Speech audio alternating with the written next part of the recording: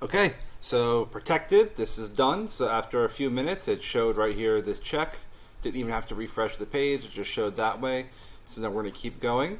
We're going to create new users. So you can add up to 10 users. This is during the trial. This is like free aliases. If you want to do like an alternate email, for example, if you want to have like info and sales or different inboxes, these are things that you could set up. In the beginning, I wouldn't. This is unnecessary. Just have one email, use it. And then as you grow the team naturally, you'll be adding different emails. But once you have multiple inboxes, it becomes confusing. Even up until $1 million or $2 million in revenue, you're fine with just one inbox.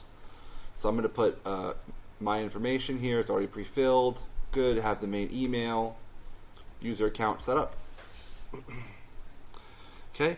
Now we're going to activate our Gmail.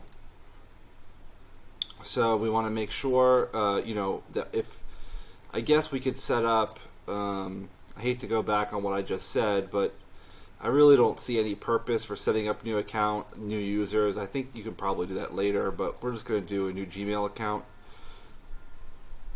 So I'm ready to activate Gmail.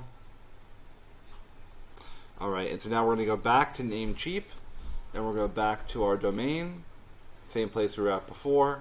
And now we're going to add a similar thing in the same exact place, but this is going to be for the email portion. The previous stuff we did was to connect the domain, and now the domain is connected. Now we're going to connect the email so that you'll log into your Gmail account and somebody emails you and you email them. It's going to be at mydomain.com, not at gmail.com.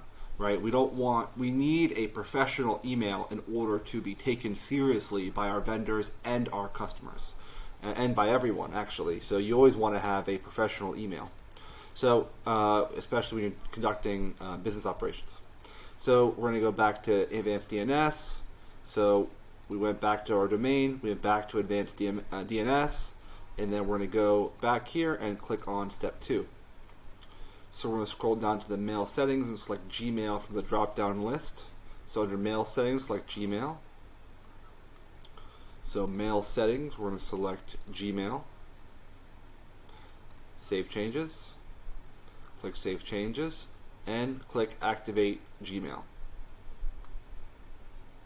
So we're validating records. Let's give it a second.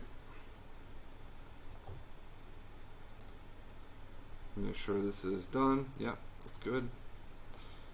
Alright, so everything is being verified.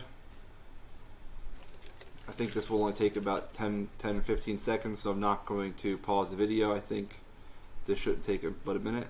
Oh, here we go. No, verifying your MX records for besttreadmillsforsale.com. You can close this page and return 5 minutes later. All right, very good. So I'll pause this video, and then I'll start it again once this part is complete.